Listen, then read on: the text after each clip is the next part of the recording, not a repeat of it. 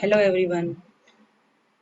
Today we are going to do the topic the consumption function part 2. We have already done consumption function part 1. In that portion we have done what is consumption function, what are its determinants, what are its technical attributes. We have already done.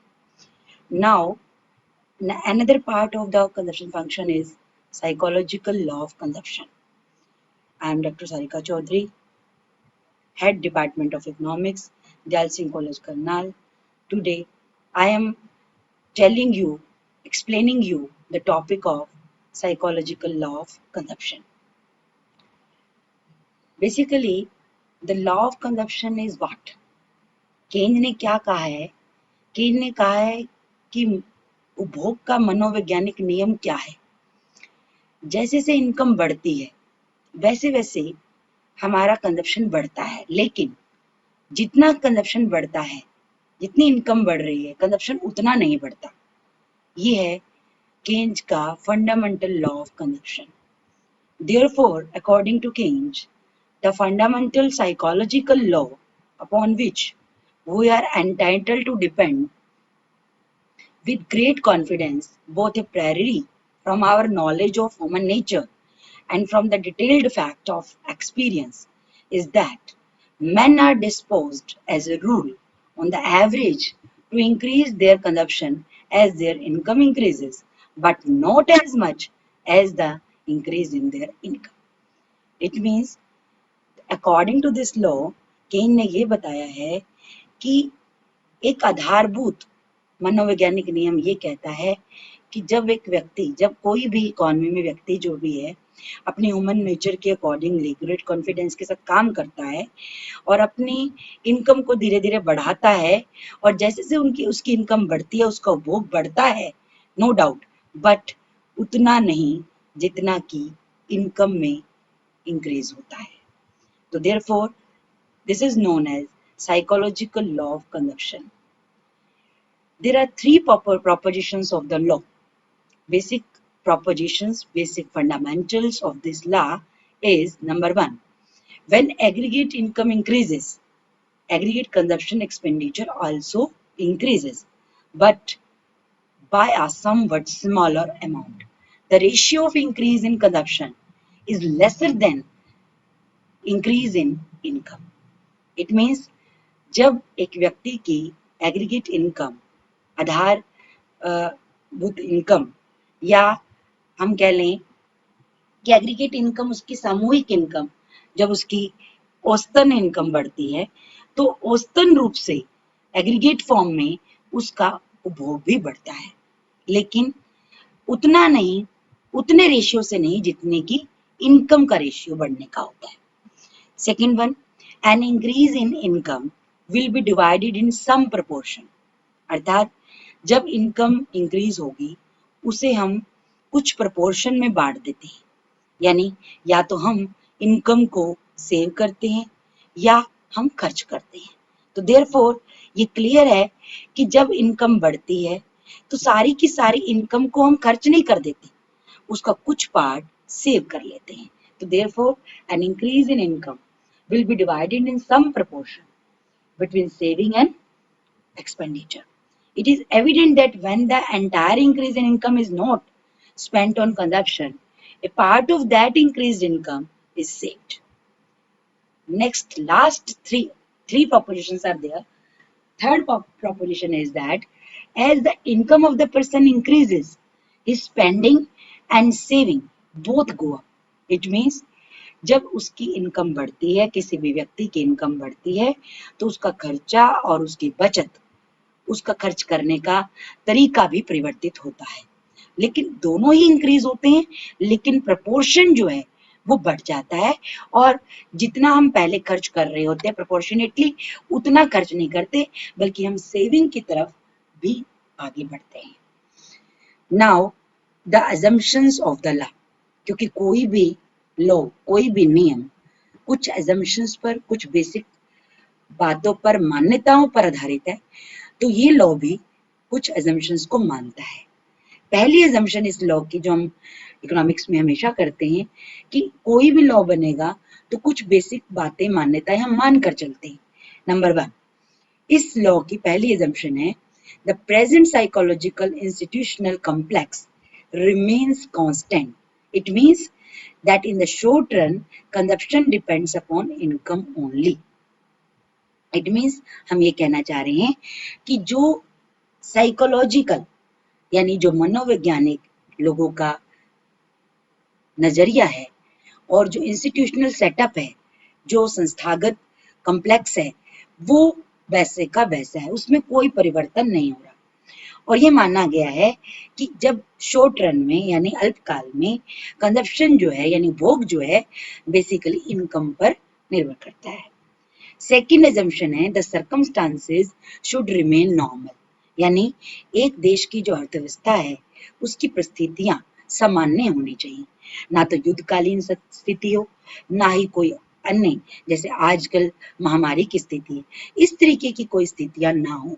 Normal situations में यानी सामान्य स्थितियों में ये law psychologically, क्योंकि जो मनोविज्ञान है वो बहुत ज्यादा इन तत्वों पर निर्भर करता है, तो इन स्थितियों में ये लॉ एप्लीकेबल नहीं होगा। ये लॉ कब होगा?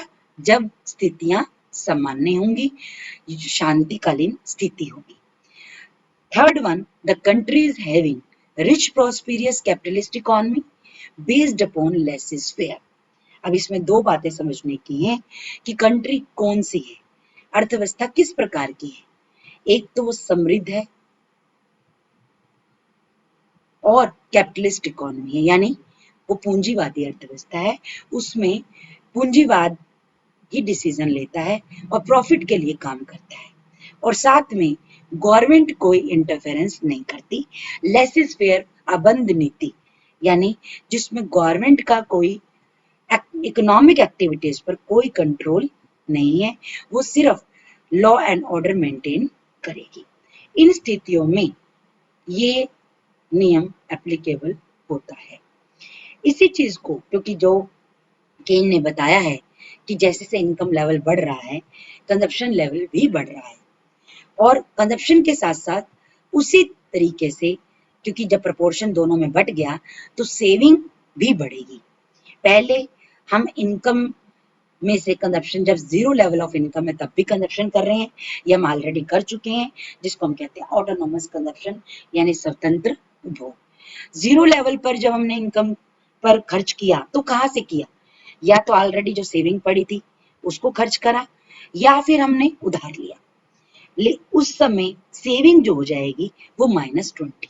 उसके बाद धीरे धीरे जैसे से इनकम बढ़ रही है, जिस रेशियो से इनकम बढ़ रही है, जैसे हमने कहा 100 से 120, 120 टू 140, 140 टू 160, 160 टू 180, हर बार जो इंक्रीज आ रहा है वो 20 का है, लेकिन कंजप्शन में जो इंक्रीज आ रहा है 70, फिर 80, फिर 90, फिर 100, 110। इट मीन्स जितनी इनकम थी, जितनी इनकम डबल हुई, 20% इंक्रीज है, वहां 10% इंक्रीज हो रहा है, 10% से ज्यादा इंक्रीज हो रहा है। तो मीन्स जितने परसेंटेज उसमें इंक्रीज हुआ उतना इंक्रीज कंजप्शन में नहीं हो रहा। हाँ, सेविंग जरूर बढ़ रही है, पहले 30, फिर 40, फिर 50, फिर 60, फिर 70। तो देयरफॉर हम ये कह रहे हैं साइकोलॉजिकल लॉ ऑफ कंजप्शन जो है बेसिकली इनकम को दो भागों में बांटता है, कंजप्शन एंड सेविंग, और कंजप्शन का रेशियो बढ़ने का उतना नहीं है जितना कि इनकम का। इसी चीज को हम डायग्राम के माध्यम से दिखाने जा रहे हैं। डायग्राम में ये ऑलरेडी हम कर चुके हैं, लेकिन फिर भी क्योंकि जब हम साइकोलॉजिकल लॉ ऑफ कंजप्शन की बात करते हैं तो हमें ये बताना पड़ेगा कि जो इनकम है वो प्रोपोर्शनेटली इंक्रीज हो रही है और एक ही रेशियो से बढ़ रही है, लेकिन कंजप्शन का जो रेशियो है पहले ज्यादा था, फिर इक्वलाइज हुआ इनकम के, और उसके बाद वो धीरे धीरे कम होता चला गया। तो देयरफॉर एट पॉइंट ई जहां पर कंजप्शन और इनकम बराबर हो गए तो सेविंग 0 होगी, और उससे पहले जब सीसी कर्व y से ऊपर था, तो इसका अर्थ ये हुआ कि सी कर्व जो है कंजप्शन ज्यादा थी और सेविंग को हम डिससेव कर रहे थे, तो सेविंग कर्व माइनस से शुरू हुआ होता। जब तक वो E यानी y minus C equal to S, y equal to C नहीं हो रहा, तब तक तो उस समय में s जो है वो 0 हो जाएगा। आफ्टर दैट जब y ज्यादा होगा, कंजप्शन उससे कम होगा, तब सेविंग में इंक्रीमेंट आएगा, सेविंग धीरे धीरे पॉजिटिवली इंक्रीज होगी। इसको हम दूसरा नाम consumption function and saving function भी देते हैं। लेकिन क्योंकि साइकोलॉजिकल लॉ में ये दोनों बातें कही गई हैं, इसलिए हमने इन दोनों को एक साथ लिया है। अब आती है बात कि कोई भी लॉ जब बनता है तो उसको हम ये देखते हैं कि वो रियल लाइफ में इम्प्लीकेशन कैसे रखता है, ये क्या चीज बताने की कोशिश करता है। सबसे मेन बात जो हमने ऑलरेडी कर रखी है कि ये law importance of consumption function बताता है। कंजप्शन फंक्शन में हमने क्या किया था कि कंजप्शन बेसिकली मेन फैक्टर जो उसको इफेक्ट करता है वो इनकम। जब consumption is the function of income है, तो इनकम के ऊपर डिपेंडेंट हो गया कंजप्शन। अब इनकम बढ़ती है तो कंजप्शन भी बढ़ता है, लेकिन प्रोपोर्शनेटली उतना नहीं जितना कि प्रोपोर्शनेटली कंजप्शन को बढ़ना चाहिए। तो देयरफॉर हम ये कह रहे हैं कि ये जो लॉ है बेसिकली किसकी इंपॉर्टेंस को बता रहा है, कंजप्शन फंक्शन की। यानी ये हाईलाइट कर रहा है the importance of consumption function. Next one, if income increases, हम बात कर रहे हैं कि जब हम बात करते हैं कि इनकम बढ़ती है यानी आय बढ़ रही है, तो कंजप्शन इंक्रीज हो रहा है लेकिन उतना नहीं जितना कि इनकम में परिवर्तन हो रहा है। इसका मतलब lags results in over production, क्योंकि जब इकोनॉमी में इनकम ज्यादा होगी वाई यानी एएस, तो उससे क्या होगा, इकोनॉमी में ओवर प्रोडक्शन यानी इकोनॉमी में सप्लाई ज्यादा और डिमांड उतनी नहीं, तो उसमें क्या आएगा, गैप आएगा। प्रोडक्शन और कंजप्शन में जब गैप आएगा, लैग्स आएंगे, उससे इकोनॉमी में ओवर प्रोडक्शन और ओवर एम्प्लॉयमेंट की स्थितियां उत्पन्न होंगी। तो क्या करना पड़ेगा, जो लेसेस फेयर की पॉलिसी हमने मानी है, लेसेस फेयर मीन्स अबंध नीति, जो हम ऑलरेडी डिस्कस कर चुके हैं। अबंध नीति का मतलब है कि गवर्नमेंट आर्थिक क्रियाओं जैसे कि उत्पादन है, उपभोग है, विनिमय है, उसमें कोई भी इंटरफेयर नहीं करेगी। बट जब ये स्थिति आती है, इम्प्लीकेशंस बता रहे हैं कि रियल लाइफ में जब ये लॉ एप्लीकेबल हुआ या हो सकता है जब भी होता है, तो उसके बाद ये रिजल्ट्स भी आते हैं। तो उससे क्या हुआ, ओवर प्रोडक्शन और ओवर एम्प्लॉयमेंट की स्थिति आई। जब ऐसी स्थितियां आती हैं किसी भी देश में, तब लेसेस फेयर पॉलिसी काम नहीं करती। केन्स के accordingly government has to intervene. तो therefore this law gives us the important of, explains the importance of government intervention in economic activities, because consumption and income gaps increases. As it increases, overproduction and overemployment situation arises. Therefore, it highlights the importance of government role. Third one, MEC declines due to inadequate demand, which leads to decline in investment and halt the economic progress of a country. अब सबसे पहले हमें पता हो कि MEC क्या है। MEC यानी मार्जिनल एफिशिएंसी ऑफ कैपिटल। किसी भी कैपिटल को जब हम प्रयोग करते हैं, उसमें कितनी एफिशिएंसी है, उससे मिलने वाला नेट रेट ऑफ रिटर्न क्या है हर मशीन पर। हर एडिशनल जब मशीन को हम यूज करेंगे, उससे मिलने वाला नेट रेट ऑफ रिटर्न क्या है, वो MEC बताती है। अब होता क्या है, जब इकोनॉमी में इनकम बढ़ रही है, कंजप्शन नहीं बढ़ रहा उतना, तो इनएडिक्वेट डिमांड, तो डिमांड जो है वो कम होती है, तो MEC क्या हो जाती है, डिक्लाइंस हो जाती है, जिससे इकोनॉमी में लोग जो इन्वेस्ट करने वाले हैं उनकी जो टेंडेंसी टू इन्वेस्ट है, या उसको जो हम कह लें इन्वेस्टमेंट करना वो चाहते हैं तो नहीं करेंगे, क्योंकि जैसे जैसे इनकम और कंजप्शन का गैप होगा, सप्लाई और डिमांड का गैप बढ़ेगा, डिमांड कम रह जाएगी और सप्लाई ज्यादा हो जाएगी, उससे इकोनॉमी में इन्वेस्टमेंट में डिक्लाइन आएगा और उससे इकोनॉमी की इकोनॉमिक प्रोग्रेस जो हम बात करते हैं, economic progress of a country जो है वो हॉल्ट होगी, उससे इफेक्टेड होगी, वो कम होगी। Next one, arises the danger of over saving gap in the community। जब हम बात कर रहे हैं सेविंग की, जब इनकम और कंजप्शन का गैप बढ़ रहा है तो इट मीन सेविंग आ रही है, तो ओवर सेविंग भी हो सकती है। लोगों की टेंडेंसी पर डिपेंड करती है कि वो सेविंग की तरफ अगर ज्यादा बढ़ रहे हैं तो सेविंग गैप से ओवर सेविंग गैप का जो खतरा है वो बढ़ना शुरू होगा। तो इकोनॉमी में हम ये बात करने जा रहे हैं कि बेसिकली जो ये कंजप्शन फंक्शन है या साइकोलॉजिकल लॉ ऑफ कंजप्शन है, हैज ग्रेट इम्प्लीकेशंस, बिकॉज उससे इकोनॉमी में जो गैप्स आते हैं या इनएडिक्वेट डिमांड का रीजन सामने आता है, एमईसी का डिक्लाइन होना जो कि इन्वेस्टमेंट को सीधा सीधा कम करता है और इकोनॉमिक जो प्रोग्रेस है या हम ये कह लें कि डेवलपमेंट ऑफ ए कंट्री है वो धीरे धीरे कम हो रही है। तो देयरफॉर एमईसी जो है वो डिक्लाइन होने से इकोनॉमी में इन्वेस्टमेंट की कमी होगी और सेविंग गैप यानी इनकम और कंजप्शन का गैप बढ़ रहा है तो उससे सेविंग गैप हो रहा है और ओवर सेविंग गैप भी उससे ज्यादा बढ़ रहा है। तो देयरफॉर ये जो टॉपिक है जिसको हम कह रहे हैं psychological law of consumption, basically highlights the importance of consumption function in the economy। Macroeconomics में हम जब केन्ज की बात करते हैं, क्योंकि केन्ज जो है जेएम केन्ज जो है जॉन मेनार्ड केन्ज, जो कि इस टॉपिक के इस विषय को उन्होंने बहुत अच्छी तरह स्टडी किया उस समय में जब 1929 में महामंदी की स्थिति थी। उस समय ये सिचुएशंस हमारे सामने हर कंट्री के सामने आई और उसके आधार पर ये लॉ बने। इसके बाद हम बात करते हैं कि हमने 2 चैप्टर्स कर लिए, कंजप्शन फंक्शन कर लिया, साइकोलॉजिकल लॉ ऑफ कंजप्शन कर लिया। उससे रिलेटेड हमारे जो क्वेश्चंस हैं वो क्या बनते हैं, क्योंकि जब हम पेपर में करने जा रहे हैं तो स्टूडेंट्स को ये पता होना चाहिए कि 18 मार्क्स का क्वेश्चन लिखना है तो उस किस तरीके से उसको लिखना है, क्या क्या उसमें लिखना है।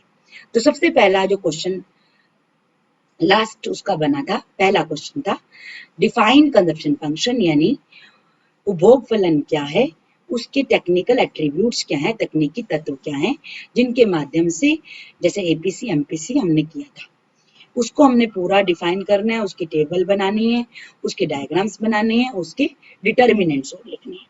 इसमें हम और ऐड कर सकते हैं explain it's determinants, explains. Next जो अब आज हमने किया है explain psychological law of consumption, यानी केन्ज के मनोवैज्ञानिक उपभोग के मनोवैज्ञानिक नियम की व्याख्या कीजिए और उसकी क्या अजम्पशंस हैं, उसकी क्या मान्यताएं हैं, उसकी क्या इम्प्लीकेशंस हैं।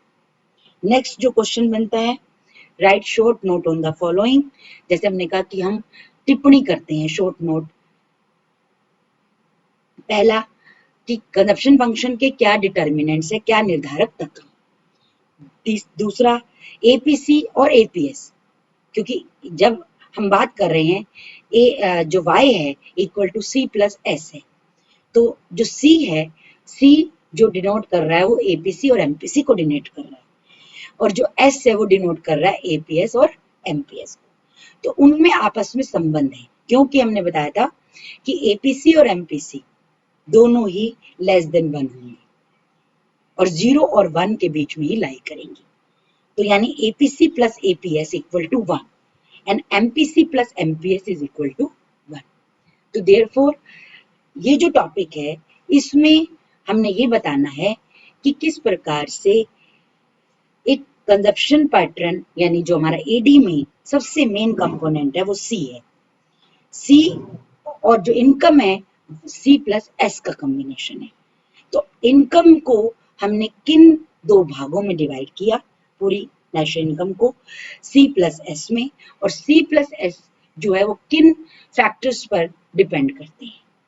तो ये जो चैप्टर है हमारा वो साइकोलॉजिकल लॉ ऑफ कंजप्शन और कंजप्शन फंक्शन दोनों को हाईलाइट करता है.